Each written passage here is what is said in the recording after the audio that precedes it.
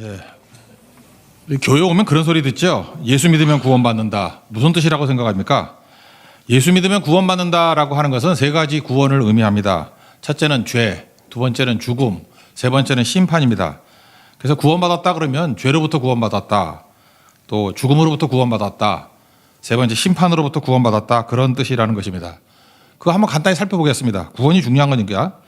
죄에서부터 구원받았다, 이런 거죠. 우리 인간은 그 죄책감을 가지고 있습니다.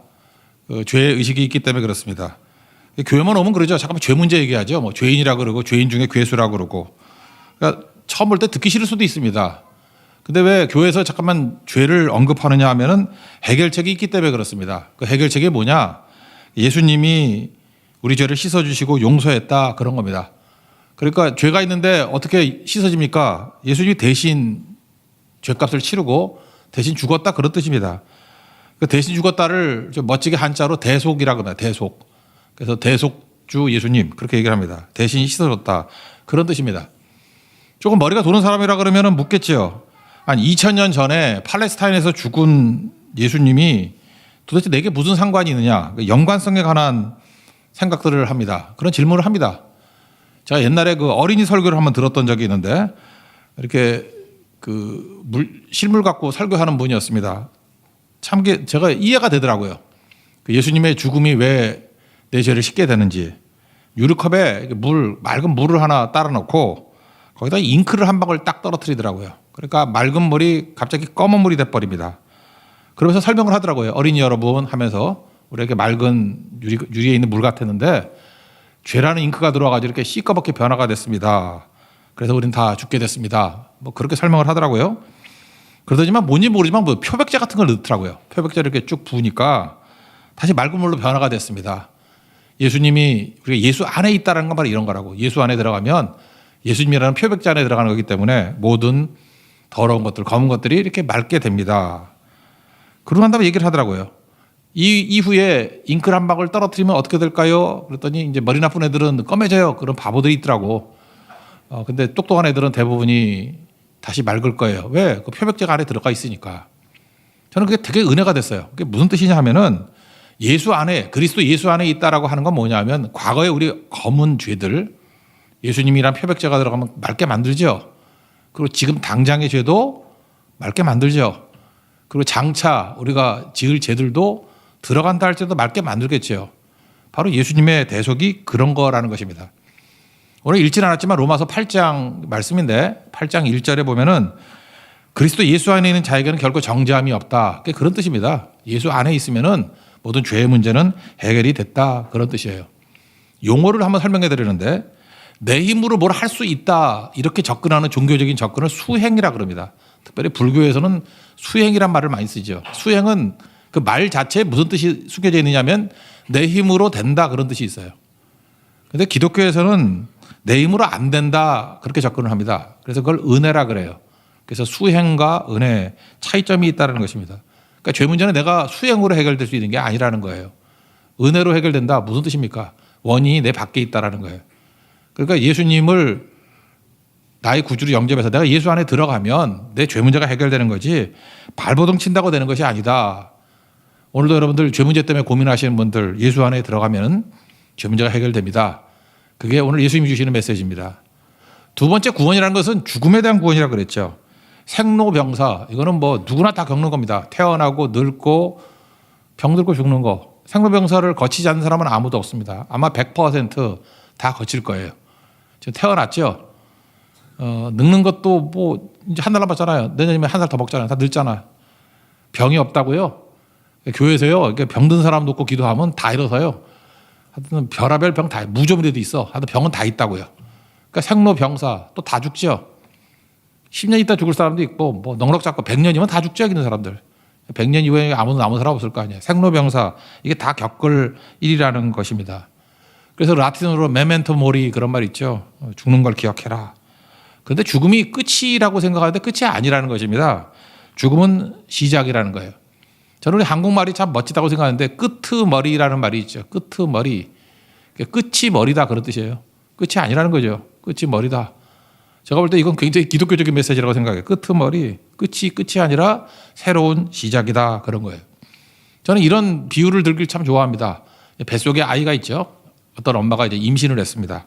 아이가 있는데 아이에게 있어서 세상은 엄마 그 태 속에 있는 거가 세상 아닙니까? 양수로 차 있는 그 태 속에 있는 거. 아마 거기 9달 내지 10달 정도 있는 거 아닙니까? 100% 완전한 공간입니다. 영양도 공급되고 안전도 보장되고 양수에서 수영하니까 뭐 안락하겠죠. 쿠션도 되니까. 그죠? 엄마가 힘들지 뭐 애가 힘들겠어? 이렇게 쿠션도 있으니까.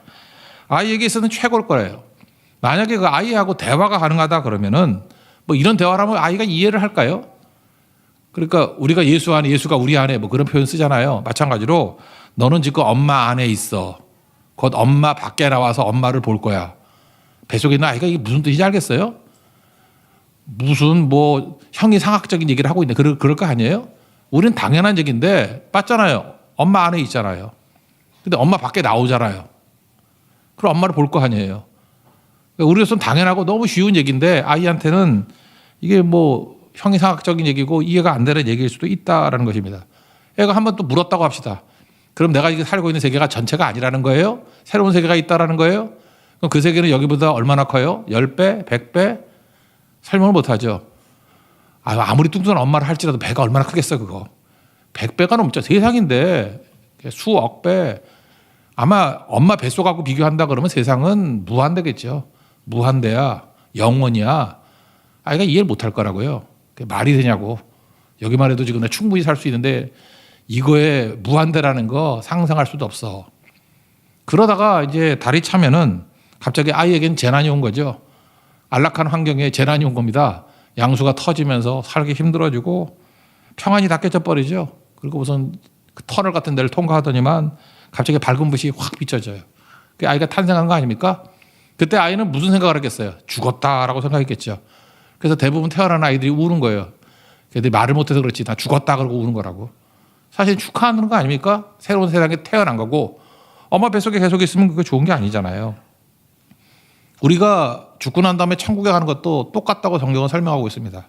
그래서 우리 노래도 그런 거 만들었거든요. 잠 깨서 세상이면 새벽기도 나오고 잠 깨서 예수님이 웃고 계시면 거기 천국이라고. 물론 예수님이 안 계시면 지옥이겠지. 하여튼 그래요. 우리의 의식과 기억이 연속이 된다는 것입니다. 죽음이 절대 단절이 아니라고 성경은 말하고 있어요. 연속이라고요. 그래서 이 모든 것들을 알고 있다 그러면 사실 별로 죽음이 두렵지 않습니다. 그래서 기독교의 메시지는 이거예요. 죽음 이기신 예수님이에요. 무덤 이기신 예수님. 그래서 진짜 예수님을 영접하고 예수님이 내 안에 계신다 그러면은 죽음을 그리 두려워하지 않아요. 그래서 초대교회 보면은 순교자들도 나오고 뭐 담대하게 가잖아요. 그리고 실제로 이렇게 병 들어서 죽는 분들도 보면 진짜 리얼 크리스찬들은 담담함이 있는 것 같아요. 그리고 종종 그런 얘기를 합니다. 뭐 저기 예수님 오신다 뭐 그렇게 얘기하는 분들이 있어요. 저 목사니까 임종을 많이 보지 않습니까? 반면에 죽음이 진짜 두려운 분들도 있더라고요. 그럴 때 안타까움이 있는 거죠. 그래서 예수 안에 있는 게 중요하다는 거예요. 예수님이 필요하다는 것입니다. 세 번째는 심판을 이기는 게 구원인데 사실은 엄밀히 생각하면 죽음이 두렵다기보다는 심판이 두려운 거 아닙니까? 만약에 죽어가지고 아무것도 없다 그러면 뭐 죽을만 하죠. 이 골치 아픈 세상 없으면 제로로 되고 뭐 무의식으로 돌아가 버린다 그러면 그 영을 멸절설 그러는 건데 영혼이 사라져 버린다 그러면 그냥 세상 힘든 세상 뭐하러 살아요? 여기서 힘든 사람들 그냥 빨리 없어지는 게 낫지. 근데 그렇지 않다라는 것입니다. 히브리서 9장 27절 보면 한 번 죽는 것은 사람에게 정하신 일인데 이후에는 심판이 있으리라. 예수님 앞에 선다는 것입니다. 그때 천국과 지옥이 있다라는 거예요. 사실은 우리가 죽음이 두렵다기보다는 심판이 두려운 거죠. 지옥 가는 게 두려운 거죠. 그래서 그 모든 것을 해결할 수 있는 길이 어디에 있느냐? 예수 안에 있다. 성경은 그렇게 얘기를 합니다. 그래서 우리는 무조건입니다. 이건 선택의 문제가 아니고 예수님이 필요합니다. 죄 문제를 해결해 주시고 죽음 문제를 해결해 주시고 심판의 문제를 해결해 주시는, 그래서 우리가 건진받을 수 있다라는 것입니다. 그게 예수님입니다. 그래서 오늘 그 예수님을 소개하고 예수님을 영접하기 위해서 오늘 말씀의 잔치를 만든 것입니다. 그럼 두 번째, 그 현재 삶에 있어서 문제가 뭐냐 이런 거죠. 여러분 현재 살아가는데 100% 우리 인간의 문제는 뭐냐면 두려움이 문제라는 것입니다. 그러니까 예수님 모르니까 죄가 두렵고 죽음이 두렵고 심판이 두렵고 또 사는 게 다 두려움이죠. 그래서 성경은 재밌는 것 같아요. 요즘에 컴퓨터 성경에 나와가지고 이렇게 찾아볼 수 있지 않습니까? 두려워하지 말라.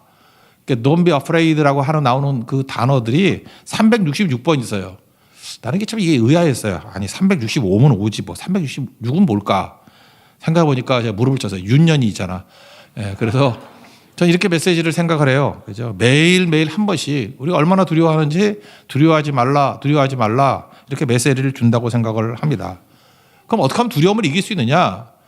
여러분들 예수 믿지 않는 사람들 이 성경 구절을 많이 들었을 거예요. 요한복음 1장 12절인데 영접하는 자, 곧 그 이름을 믿는 자들에게는 하나님의 자녀가 되는 권세를 주셨으니.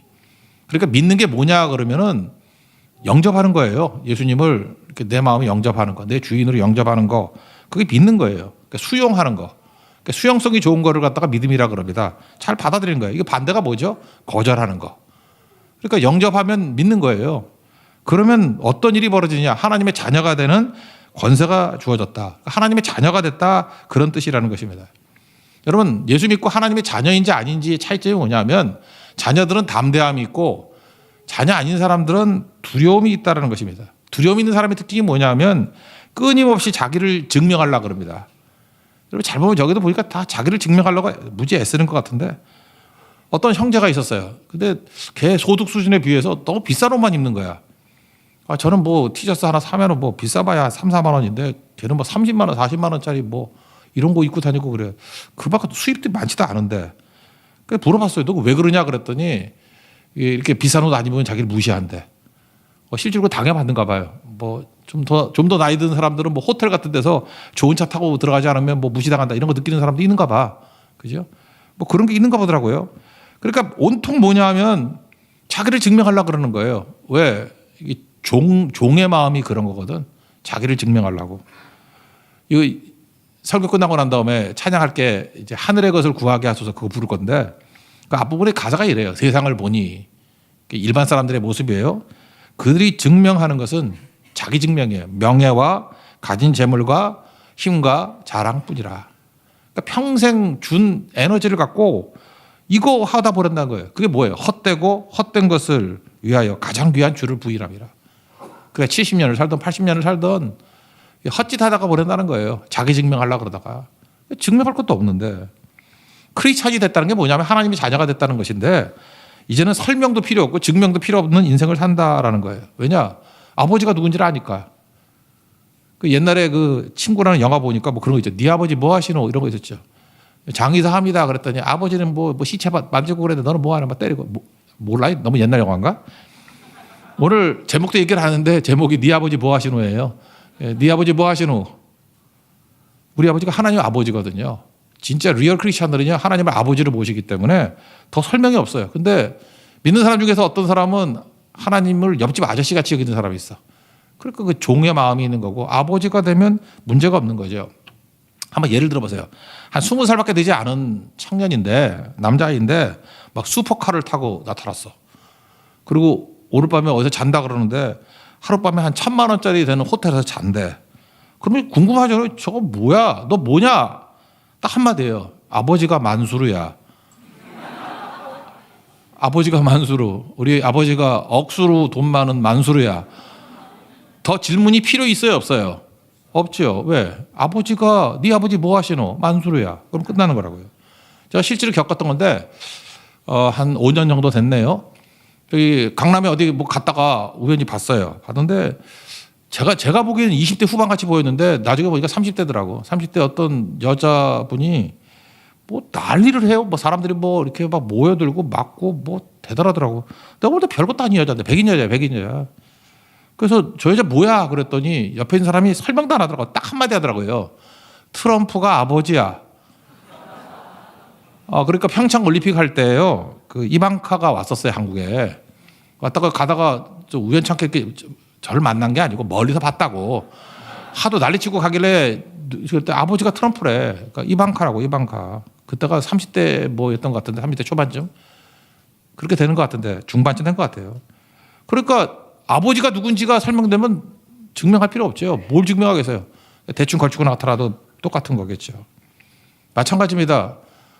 왜 많은 사람들이 세상에서 헛짓하고 살아가는지 아십니까? 자기를 증명하려고. 아버지가 누군지 몰라서 그래요. 하나님 아버지가 나의 아버지라 그러면 문제 없죠. 오늘 성경은 이렇게 얘기해요. 다시는 무서워하는 종의 영 같지 않는다고. 그게 종으로 살면 그래. 직원으로 살면 그러잖아요.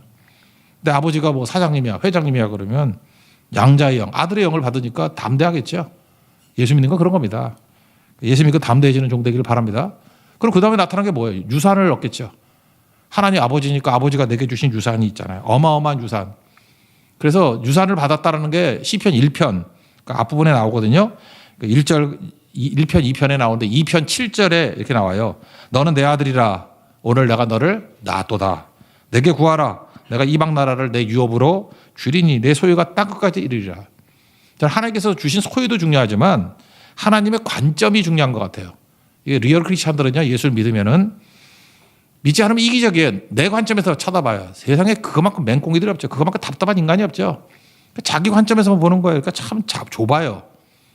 근데 그게 성장하면 어떠냐면 다른 사람의 관점에서 볼 줄 알죠. 그걸 뭐라 그러죠? 역지사지 또는 뭐 객관화시키는 능력. 그게 좀 탁월한 인생이에요. 공부도 잘하고 머리 똑똑한 사람은 되게 역지사지해요. 남의 입장에서 볼 줄 알고 객관화시킬 줄 알고. 근데 하나님의 자녀가 되면요, 하나님께서 우리에게 주신 게 뭐냐면 관점을 줘요. 지금도 집안이 좋잖아요. 집안이 좋은 자녀들이 얻는 유익이 뭔지 아십니까? 돈이 아니에요. 그 아버지, 할아버지가 봤던 관점을 이어받아. 세상 보는 눈이 달라요. 근데 우리 아버지가 하나님이시거든요. 하나님의 관점으로 세상을 바라본다라는 것입니다. 그래서 스케일도 다르고 해석도 다르고 추구하는 목표도 달라요. 표대가 다르다고. 고울이 달라요, 고울이. 그러니까 다른 인생을 사는 거죠. 그 오늘의 교회 그 담임 목사님이셨던 하영주 목사님 옛날에 살아계실 때 그런 얘기 하나 그저 들어봤어요.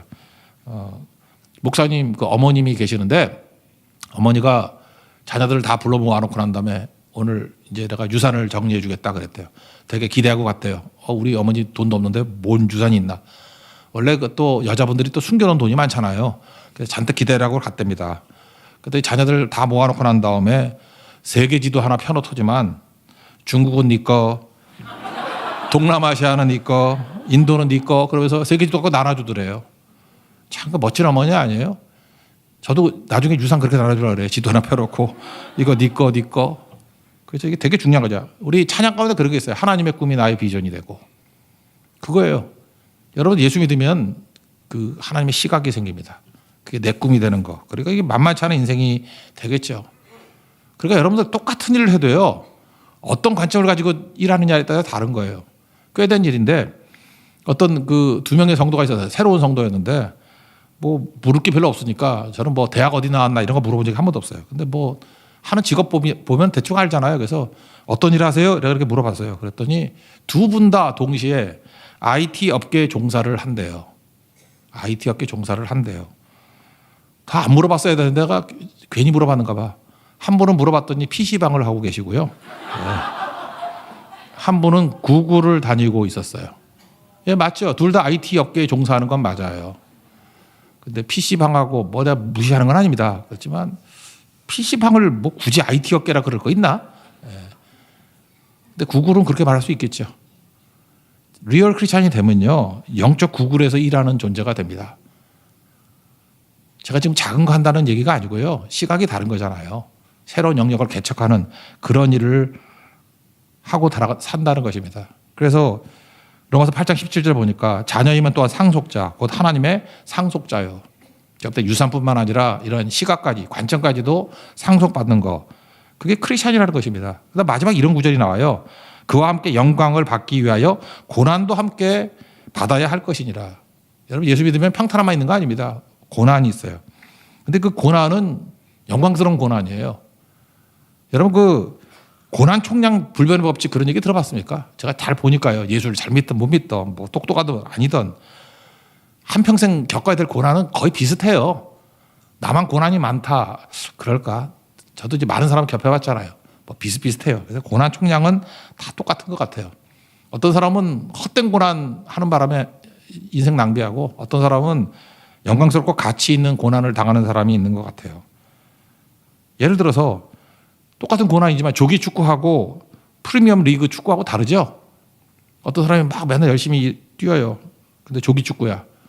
PC방하고 그게 같은 수준 아니에요. 손흥민 열심히 고난 당하잖아요. 이 프리미어 리그의 월드 클래스 선수기 때문에 고난 당하잖아요. 자기 전에 1000번씩 슈팅 한다면서요. 아버지가 뭐 시키는 뭐 20m 왔다 갔다 하는 거 그것도 뭐 몇 번씩 한다면서요. 우리보다 훨씬 힘들게 살아요. 그렇지만 그 고난은 죽을 고난이 아니고 헛고난이 아니고 영광스러운 고난이죠. 그러니까 월드 클래스 축구 선수가 되는 거 아니에요. 우리가 하나님의 자녀인데 우리 찌질이 아니잖아요. 그러니까 당연히 고난은 있겠지. 영광을 위한 고난이라는 것입니다. 여러분, 파도 없는 바도 그게 바다입니까? 파도 없는 바다가 어디 있어요? 그런 거 상상하는 게 바보지. 바다로 나가려고 그러면 파도 있는 거죠. 그럼 파도를 원망하는 게 아니라 파도를 이기는 인생이 돼야 되겠죠. 크리스찬은 그런 겁니다. 고난이 옵니다. 근데 이기고 어떤 때는 즐기기도 해요. 윈드서핑하면서 즐기기도 하고. 그게 믿는다라는 뜻이라는 거예요. 여러분, 인생은 출발이 그렇습니다. 해결 못할 문제들.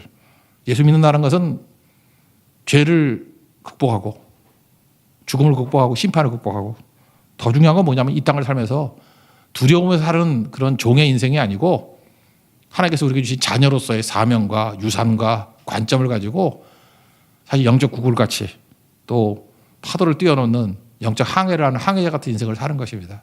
그게 예수 믿는 거예요. 오늘 예수님께서 이렇게 믿으라고 초청하실 때 이거 기회거든요. 놓치지 말고 예수님을 나의 구주 영접해서 여러분 인생이 영광스럽고 무엇보다도 죽음 이후에 심판이 있고 천국이 있습니다. 천국 백성들은 하나님 영광이 임하는 하나님의 거룩한 종 되기를 바랍니다. 다 같이 자리에서 일어서서 다 같이 한번 찬양합시다. 하늘의 것을 구하게 하소서.